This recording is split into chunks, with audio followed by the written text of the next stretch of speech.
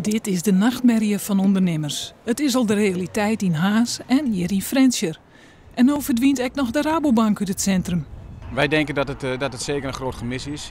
Het is de zoveelste bank die vertrekt uit het centrum. En wij denken dat er best nog wel een functie is voor een bank. En dat er minder bezoekers komen is buiten kijf. Maar ook als bank heb je een verantwoordelijkheid naar samenleving, naar je consumenten, naar je ondernemers toe.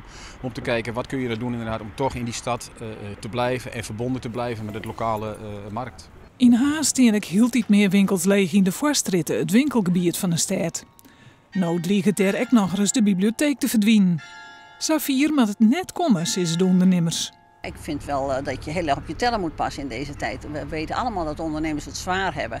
En een inwoner of een potentiële klant is gediend met gezelligheid en levendigheid die binnen de stad heerst. En als dat allemaal lege panden zouden zijn, dan zou dat niet goed doen. Dat is een heel belangrijk gebeuren. En daar zijn we ook met de gemeente hartstikke goed mee bezig. Maar we moeten niet aan de ene kant opbouwen en aan de andere kant weer afbreken. In Frenscher was het zien dat er op een orenwijze invulling doen voor een keer onleegstaande bedrijfspanden.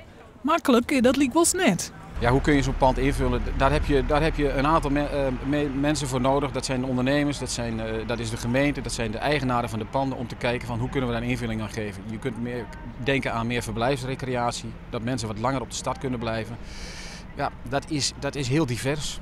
Voor Vlieland, Wietmarsum, Stiens en Menaam in de druiven Hielendal Soer.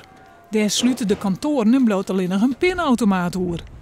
Beziekers van de bank in Menaam vinden het schande. Ja, vind ik al. Ja. Want wij in Droomriep, ik kom dan nu Droomriep, daar hebben wij ook geen pinautomaat. Nou, dat vind ik knap lastig. Ja, want de meesten uit Droomriep kom je ook bij. De meesten uit Oorendwarpen. Dus die zult ik wel missen.